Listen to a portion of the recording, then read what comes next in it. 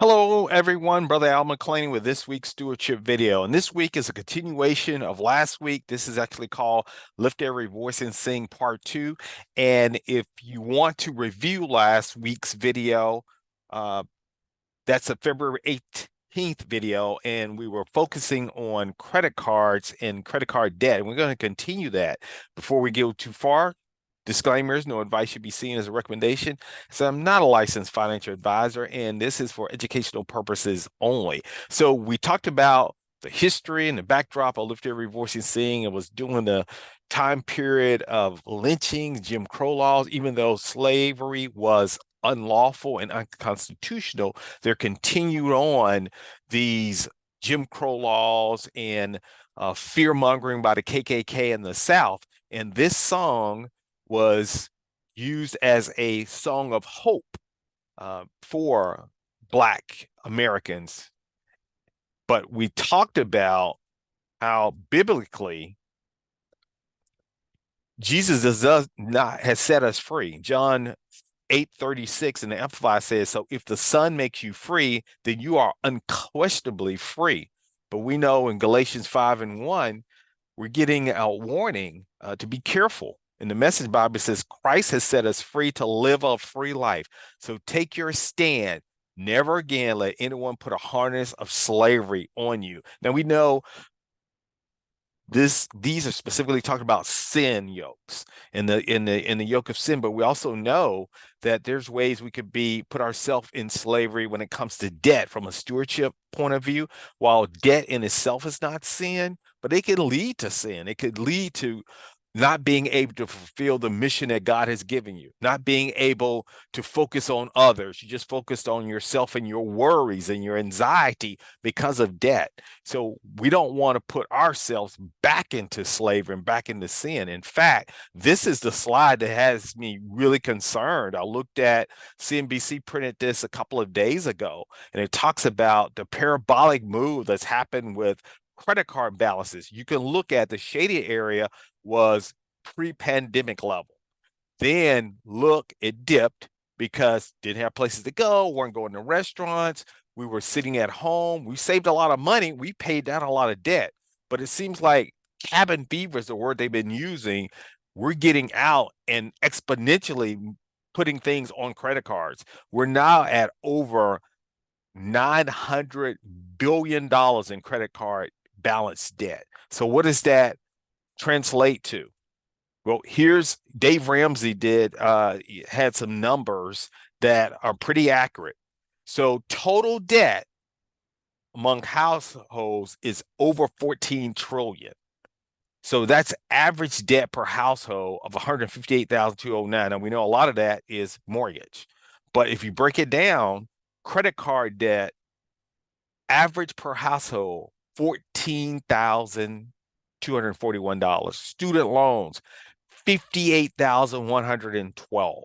And you can tell this is probably behind because this is saying 787 billion. And I just showed you a slide. We're up to 900, over 900 billion in credit card debt. Auto loans, 31,000. I think I saw somewhere the average new car is between 50 and like $42,000. That's like the average new car. Mortgage loans on average to balance 202,454. And then you have other debt. So we can see credit cards is a huge amount. 14 average household, 14,241. So for some, it's good news. You say, oh, well, I'm I'm a I'm above that, or I'm below that. I'm at 10,000.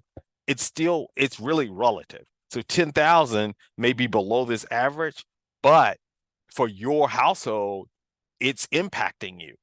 Or you may be carrying 25,000, but you have a huge, you know, monthly income. It's still, you're going to feel the effects of it because the interest rates continue to go up based on the Fed raising the rates. So what can we do to look at maybe turning this around? So I looked at first, start becoming aware that the the momentum you're having or the velocity that you're putting on credit cards is getting faster. Also, it's being more and more difficult to pay because the interest rates have been going up. So First thing is awareness, saying that I need to slow down.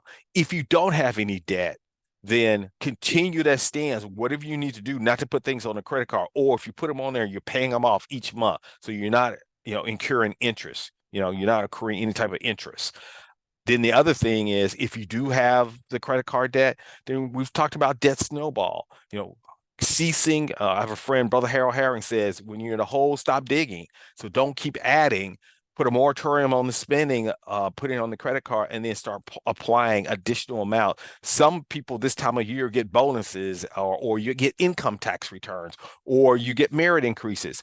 Don't live off that amount of money. Start applying it toward those credit cards, right? Then the other thing is, we've talked about uh, where there's chaos, there's a possibility for opportunity for investment. So if people are putting, you play the opposite game. If people keep going up in their credit cards, well, look at credit card companies as a possible investment. So here's a Visa, and the symbol is V, possible investment. Now it's been going down, which means that could be an opportunity to buy when it's at a lower stock price, because we know the chart showed us that people are putting more and more on credit cards. So Visa may be something you want to look at as an investment, or MasterCard as an investment. I remember when I paid off all my credit cards, one of the first things I did was invest in a credit card company, because for years, I've been giving them my money. I was saying, let me make some money off, from the credit card company. The other thing is, with student loans, there's a way to invest in Sally Mae. I remember someone saying, Sally Mae, I'll be paying them all the way to my death.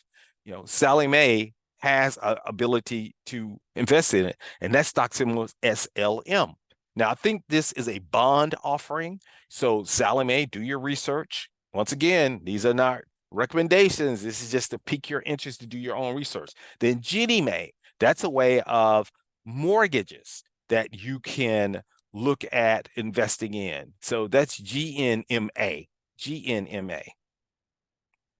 So this, I hope, is not true, but I saw this on the internet, and what do they say? Is the internet must be true. I don't know if it's true or not, but Bloomberg put this out.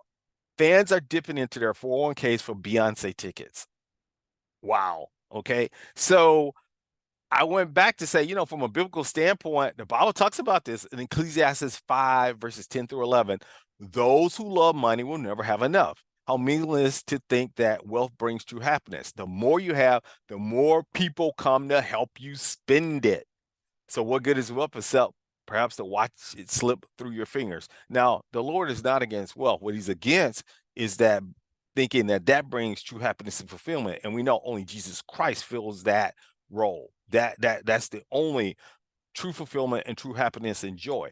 But what he's also saying is that is meaningless, because the more you make, there's more opportunities to spend it. And so I looked at this and said, oh, here's someone who, maybe people out there have took out loans out of 401k so they can go buy Beyonce tickets. So this next slide, I call my Beyonce play. So before, we had the mortgage play, talking about Ginnie Mae. Sally Mae was our loan play. The other one for credit cards was Visa play. Here's my Beyonce play.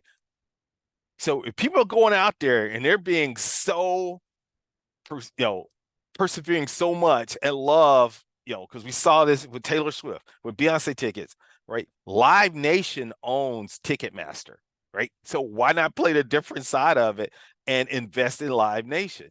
That stock symbol is LYV. Remember cabin fever? We also got people may be doing this more and more, and it's actually been down. So maybe you're buying it at a discount. So let's look at the earnings for this week. This is a great week to look at retail and how the economy is doing. And this may move the market because the number of retail entities we have reporting, like Target, like Best Buy, Macy's, Costco, Kroger, Lowe's, Kohl's, all of these, a lot of, now Walmart, I think, reported last week. And because they had disappointment, the market actually went down. We'll see on those last couple of slides we have. Norwegian could be that cabin play we're talking about. People got cabin fever to start taking the cruises. Now, Zoom is going to be interesting because they were a darling of the pre or at COVID time.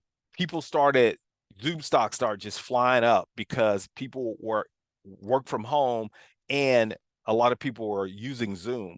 You've got Dollar Tree. So a lot of good retail entities are reporting this week. So finally, as we always do, let's end with taking a look at the market. We've been talking about this. Now, we were saying be careful. That rally out there was what we call a bear market rally, because we're still in a bear market. And sure enough, we were rallying up, and look what has been happening the last couple of days. In fact, this week, QQQ got hit. It bounced. We talked about this, bounced off of its resistance. It's gone through some support. We'll see if it keeps going down to this level. But look how it went. And these are pre-drawn lines I've done before. And I've always said I'm not good at drawing what we call support, which is what the stock will sit on, or resistance, trying to get through. And then the last, we always look at SPY. Same thing, bounced off of its resistance, went through its support. We'll see what happens next week. And what happened on Friday, Thursday and Friday, some signs of the economy came in what we call hot. Jobs report was great. And in this economy, for the Fed, they want the economy to slow down. That was not indications of it slowing down. So that just shows and indicates that they will continue to raise interest rates. Some people say they may get it up to 6%. I think it's around 4 or 5% now, that they may get it to 6% before they stop. Finally, this is the last weekend of Black History Month. We'll be going into March. In fact, next week, I'm anticipating doing a subject called Latte Factor, and you'll hear more about that on March 4th. That'll be the first video for the March timeframe, and we're getting closer to spring and spring break. Hard to believe, in 2023. So as we always say, or first, let me start with my pastor, Denny White Davis, celebrating over 46 years of ministry. As he always say, have a good week, keep a good spirit, have a yabba dabba do good time. And as we always say in the stewardship video, remember Jesus is Lord, therefore he's the owner, but we are his faithful stewards following his principles. I'll see you next week.